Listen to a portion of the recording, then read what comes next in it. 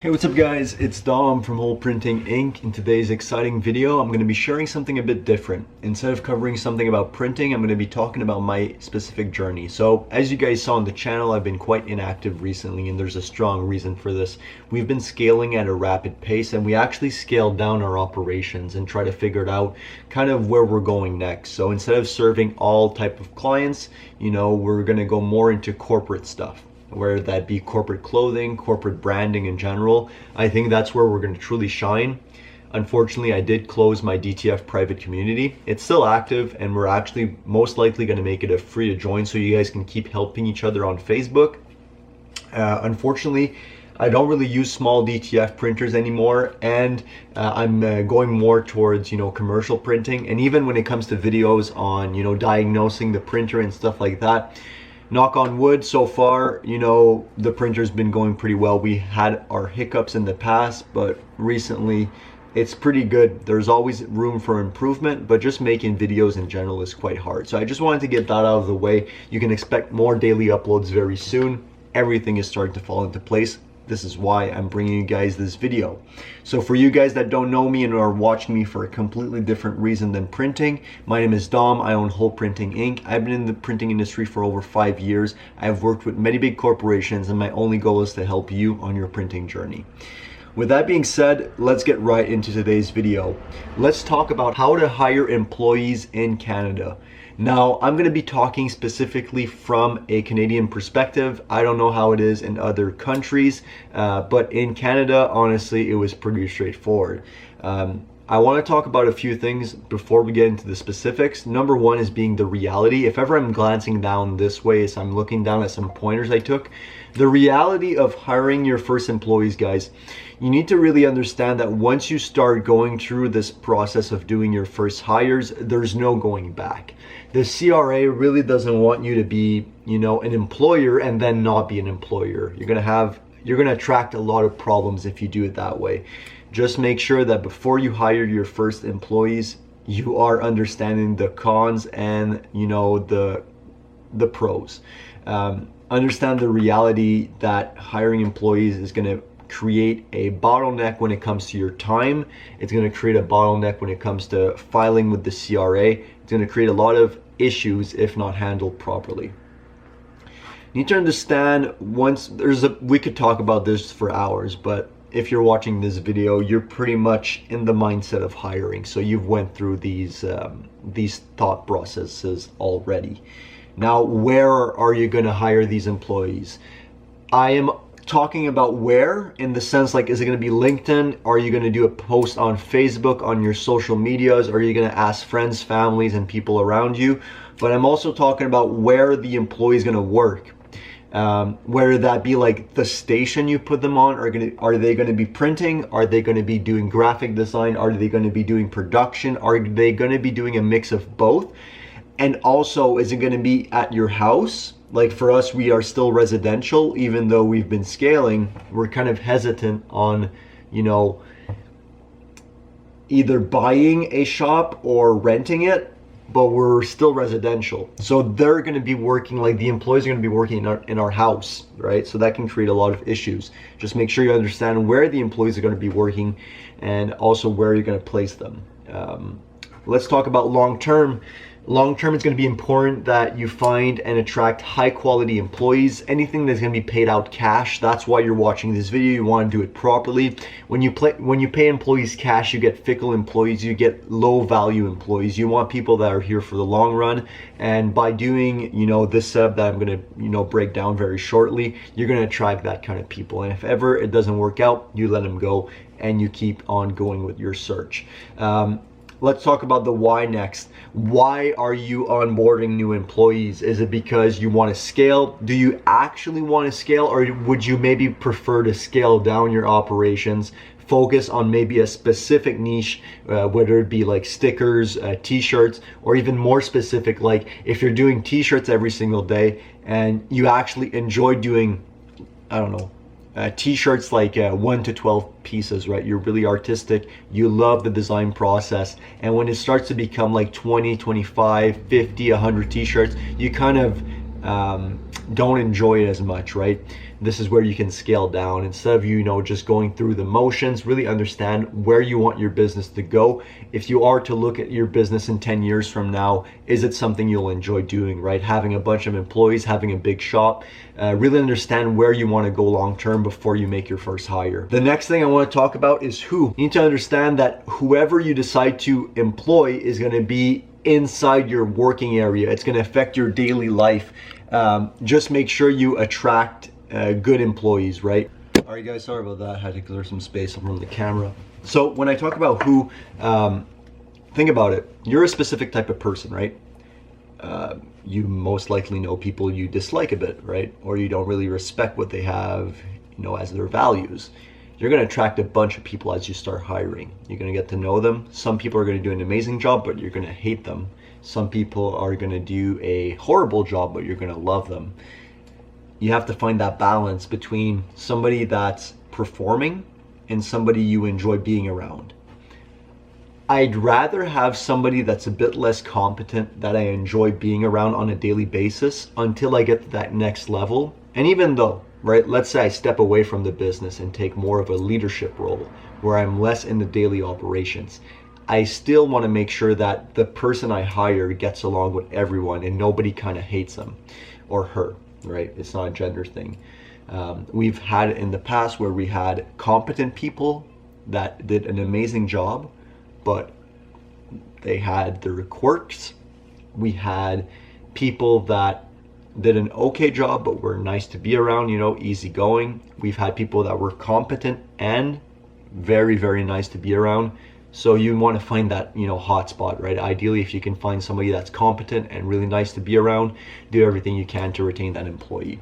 But I'd argue that, as you start hiring, just focus on the trainability of someone and not their actual skills. Focus on how they are, how they act, how they show up. The last thing I'm going to cover before we get into the basics, and guys, if you made it this far, like before going into the basics, I'll try to make a timestamp, so you can jump around.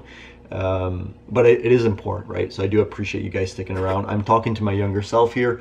I am now 25 years old, and I am in a position where I never thought I would be, but I also would have thought that I would be in a better position. So it's kind of weird, right? When I was younger, I would have never thought to be in this position, but I also imagined myself being in a better position in some way. So let's talk about finances. It's going to be the biggest bottleneck. Finances, let's talk about them quickly. So not only are you going to be paying your employee hourly, right? You're also going to be paying for mistakes. They're going to make a lot of them. So you're going to be paying for their time. You're going to be paying for their mistakes. You're going to be paying for their payroll. You're going to be paying for, government fees and whatever the case may be. You're going to be paying for insurance. The list goes on, guys. There's a lot of costs. It's not just their hourly rate. How I'd like to see it, guys, and I didn't really do my research on this, so do apologize if ever this doesn't make sense, but I'd easily double to triple their salary. So let's say you're paying them 20 bucks an hour Canadian, right? I would easily make it at 40. If you can't afford 40 bucks an hour, don't hire somebody at 20. The reason I say this is that if you double or even triple, that would be even more conservative, but let's just go for double. If you're paying them 20 and then there's CPP, there's a bunch of things that we'll cover very soon. But not only that, let's say they make a mistake, they do a lot of errors as they begin, you're paying them more towards 40. And if you can always have that mentality of anybody I'm paying 30, I'm paying 60, anybody I'm paying 17, I'm paying X, right? You want to make sure that you always double. This way, this gives you confidence with your budget to make sure that, hey, this is worth it. This person is worth the 40 bucks an hour, even though we're only paying him 20 or her. This puts you in a more comfortable position. Just make sure you always do your research. You understand your budget very carefully. If you're not, I understand most of you guys might have an accountant, and that's perfectly fine, but you need to understand the lingo. You need to know what a balance sheet is. You need to know what a profit and loss report is. Do your research, ask your accountant, say, hey, I'll pay you, sit me down in your office, or let's do a Zoom call, and I want to really understand how these things work. Balance sheets, profit and loss, income statements, these are going to be your things that you need to understand if your business is profitable and how much you can actually invest into employees, right? So once that's covered, you're pretty much ready, right? You've weighed out the pros and cons. You're ready to make your first hire. What is the first step?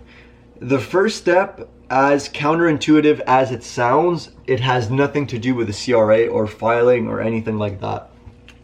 I actually didn't write this down, but I'm happy we're covering it now. You're going to create SOPs. SOPs stand for Standard Operating Procedures. These are going to be your number one thing you want to focus on before you even start going through the CRA for your RP number. Your SOPs are going to be the following, right? Let me dummy proof it for you. Whatever your employee is going to be doing, and even more, because you're going to be scaling, right, as you hire more employees. Let's say we're talking about production. You're going to be documenting, like in writing, whatever they do from when they come in. So the first step when they come in is they're going to take off all their personal belongings, whether that be a cell phone, anything, right, that can distract them. They're going to put on their uniform if it's not already on. Once they have their uniform, they're going to clock in. If they come in at 8 a.m. but they actually came in at 7:57 and they're ready to work at 7:57, they're going to write 7:57 on the timesheet. After that, they're going to start working. So what you do is you make an SOP for every single thing and you break it down by section. So that's clocking in. After that, it's going to be preparing your work area. Let's say they're doing production. They're going to make sure their environment is clean, etc. Right? After you have all of these steps broken down, you know, I can give you a final example, clocking out, right? Every single thing you need to have an SOP for. It might seem counterintuitive for you that's been doing it for years, but for the employees, guys, it's super important. If ever you want a separate video on SOPs, we could cover this for around 20-30 minutes, showing you guys realistic examples. After you have all your SOPs in writing, you're gonna print them out and you're gonna laminate them and you're gonna give it to your employees. If ever they get stuck somewhere, instead of asking you and you becoming the bottleneck, your employees are going to actually go ahead and be able to read those SOPs if ever they get stuck somewhere.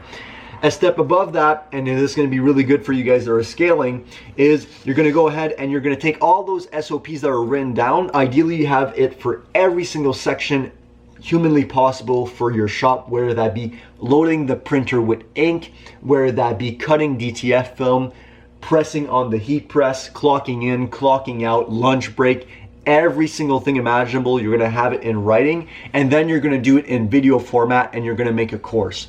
Basically, you're going to go through, somebody's going to film you. You're going to do a French version and an English version. For us, we're bilingual, so we'll have to do both. Let's say it's only English, that's perfectly fine. You're going to film yourself, and you're going to actually go through and do the SOP yourself. Don't skip steps, guys. It's easy to write the SOPs. Think about how you like it to be done and not actually do it because you've been doing it for so long. You need to follow the SOP exactly how it's written. If ever it doesn't work on the video, change the writing, right? That's when you'll see if it works. The video is so powerful because what you'll be able to do, let's say Google Drive, you're going to have a folder for timesheet, right? So this is all the SOPs regarding timesheet, how to enter their times, you know, hours worked. You're going to have a section for printing. You're going to have a section for design. You're going to have a section for production. You're going to have a section for heat press settings, how to peel a DTF transfer. Basically, all my videos on YouTube, you're going to create them for your specific team, right? And you can even use other creators, right? But I'd prefer you guys do it yourself just to have that personal touch, and it's going to work better with your system. So film all the SOPs. Once all the SOPs are filmed, the next step you can do is then create a course format. And any person that wants to work with you, what I would say is that if you want to attract high value people, I'd send them the Google Drive link. I'd say, hey, we have a lot of people that are willing to work with us. Your resume looks really interesting. We'd love to give you an opportunity. And with that being said, we do want you to revise and watch all these videos before you come in for your first day of work. If ever they resist, that means that they're only in it for the money and they don't actually have any interest in your specific domain. If I had the opportunity to work inside a print shop, I would most definitely, out of my own time, watch these videos. You can do it however you want. You can pay them to watch the videos in person, right? That can work. But I want to attract people that are willing to put the 5-10 hours to watch the videos, understand how it works. And then how it works is once they come in here, you quiz them, right? So you do You do a little run about everything and you ask them questions. You'll see if they watch the videos and actually absorb them. And then from there, if they are competent enough, you hire them on the spot, right? That's how I would go about it. Anyways, we'll talk about this in a future video because I could talk about this for hours. Let's get into the raw specifics of how to hire employees the legal way, right? Number one, you want an RP number. So ideally, guys, be incorporated. This is a no-brainer. Some of you, and actually most of you, are going to be a sole proprietorship. I just suggest you guys do incorporation. Incorporation is going to protect you and it's going to separate you from the business itself. So me, Dominic, and Whole Printing Inc. are two separate identities. Most of you guys have the same identity as your business, which can be very dangerous for liability reasons.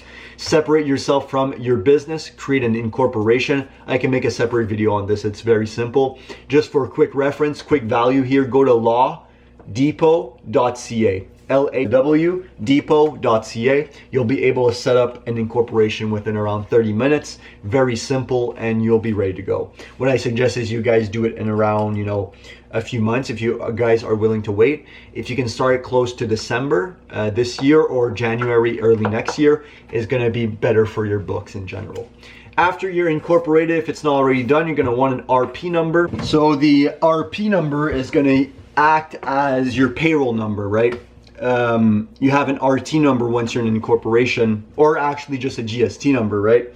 Your RP number is going to be your payroll number. You're going to need this for all of your filing. How to set up RP number. It's going to sound super intuitive. This is why I actually rambled for like around 15-20 minutes. I think that the most value you'll get from this video is actually understanding some of the back end of this.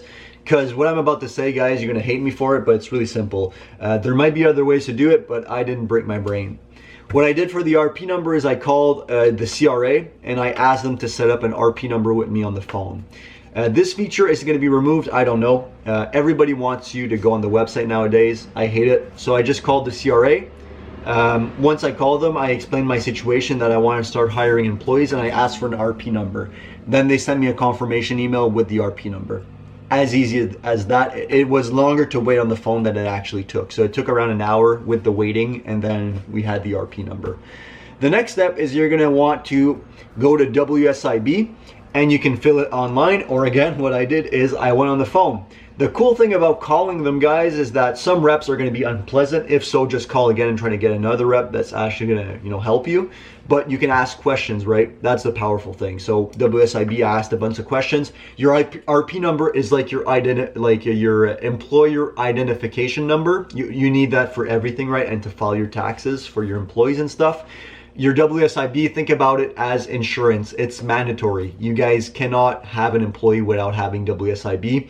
If you do, it's because they're a subcontractor, but you want to do it properly. Get WSIB. For printing in Canada, currently, I think it's 1.07%. So WSIB, if ever you pay out your employees $100,000 a year, which I doubt that most of you are, it's going to be $7,000 worth of fees. So think about it. If you pay 100K, it's going to cost you 7, and if ever they die, if ever they fall down the stairs, if ever they cut themselves, they're out of work, they break their leg for whatever X reason, you're covered, they're covered, right? So it's really important. It's going to save you a lot of money long term. And even if you go all your life without having how can I say this, an employee getting hurt, God bless, but at least you're covered. You have peace of mind. So WSIB is very important. Call them, you'll get a number, right? So you have your RP, which is a number, you have your WSIB, which is a number, and then your next step is going to be, how do you actually pay your employees, right? Do I e-transfer them? Do I send them a check? All these questions, right? It's going to be very simple, guys. What you're going to do is you're going to use whatever bank you're using, and you're going to ask them if they have a payroll solution system. I like to do it through the bank, but for us specifically, we're using ADP. ADP is one of the most robust and one of the most expensive payroll options, but it covers everything. The thing I like is that we do our own bookkeeping, so we are familiar with how stuff works. However, we don't want to add more responsibilities to what we already have. So what ADP does, from my understanding, granted, guys, I just started, so my opinion might change. ADP, for a fee, they take care of the RP filing. So every single 3 months, they're going to actually go ahead and file for you, or 4 months, it doesn't really matter. And same thing with WSIB, because this video could be 4 hours long explaining deductions, stuff like that.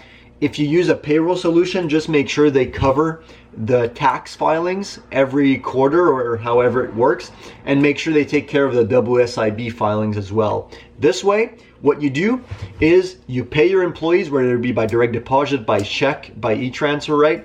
You're gonna have a payroll preview, as they call it. So you're gonna be able to know exactly how much you owe your employees before payday comes. You pay them, and at the end of the year, your employees are gonna have their T4. It's all gonna be taken care of for you for a small fee. The way I see it, it's a no-brainer. You can also go the accountant route. An accountant can do all of this for you, but I honestly suggest you go with a payroll option. Your accountant should be, depending on if you guys have an accountant or a bookkeeper, your bookkeeper should be helping you understand how your QuickBooks or Wave works or whatever, Jobber, doesn't really matter what system you're using. And your accountant should be the one filing your taxes. This is how I see it. Your payroll solution should be a payroll solution. We can dive more in depth into this if ever you guys want a part 2. But basically, for us, ADP takes care of everything. And if ever we have a question down the line, we can ask them. So it's been very, very convenient for us recently. Let's talk about insurance. So general liability, if ever a client or an employee hurts themselves, the corporation is going to protect you from that, but you don't want to lose your corporation either. So what you can do to prevent people suing you, you can have insurance, right? So the way I see insurance, you can insure your physical location. I honestly don't think it's that important. I might be mistaken, guys. If ever your shop burns down or something, obviously you want insurance. But the way I see it, the most important thing is general liability. You want to make sure you're protected if ever a client hurts himself, and if ever an employee hurts himself, right? WSIB can only take it so far. You also need, a more in-depth insurance for like 1 to 2 million if ever somebody really gets hurt. The way I see WSIB is they're gonna help you pay the employee as he's not working, right? Does that make sense? So instead of you having to pay them because they hurt themselves, WSIB is kind of that buffer where if the employee hurts himself, you'll have to pay a certain amount, but WSIB will keep taking care of them, right? So the employee and yourself stay on good terms. It's really just an insurance like that. You want a more in-depth insurance if the client or the employee hurts himself really bad at your shop, at your location. You want to make sure you're covered for that, right? And people can even die. It happens, right? Whether it be printing, construction. Obviously for us, it's lower. There's a lower risk, but the risk is still there. So how you do that for that type of insurance, go see a broker. A broker, think of it as like let's say you have, let's say you have like Intact Insurance. You're gonna have a broker, which is like a family-owned business, and they're gonna be searching for the best rates. You're gonna end up paying them a percentage, but the thing that's powerful about that is that you can then renegotiate the year after, and it's gonna be a smoother transition than for you to call 20 different places to get the best price, right? So go through an insurance broker for the first year. This is all I have written down. This video could be 5 hours long. I really just wanted to give you as much value as humanly possible. If you guys want a part 2 or have any specific questions, leave them down in the comments below. Also, guys, I will create a link to be able to book my time directly. If you have any specific questions, I'd love to talk to you guys on the phone for 5 hours each, right? This is obviously my dream. I love helping people, but the reality is, especially with employees now, it's not cheap, and also, unfortunately, we have a lot of stuff to do, right? So I am gonna have an option for you to book my time directly to speak about anything besides DTF printing, right? So we still have that one-on-one consultation, even though that we're no longer having like a community. You can book my time directly so I can help you with your small or large format printer. But if ever you wanna speak about employees, scaling the business, any question just about, business in general, I am gonna have a rate, and it's gonna be a bit lower actually than what I'm charging to talk about DTF printing specifically, just because my passion is more aligned towards business in general and less about printing recently. So if ever you want to speak to me directly about hiring employees, scaling your business, there's going to be a link. It's going to be one of the first links in the description to book my time directly. It's not going to be specifically like calendar based, so you won't have to book a specific time. You'll pay for the service, and then we'll go on an email and try to figure out a time that works best for both of us. This way it's more flexible for me and yourself. Last thing I want to cover before I end off this video is timesheet. A timesheet just asks basically ChatGPT to help you. He's going to help you create a timesheet for their working hours, their lunch breaks. You want to sign after each and every single shift, and before they leave and you signed first, they're gonna sign as well. So you have always paper proof of how many hours they worked.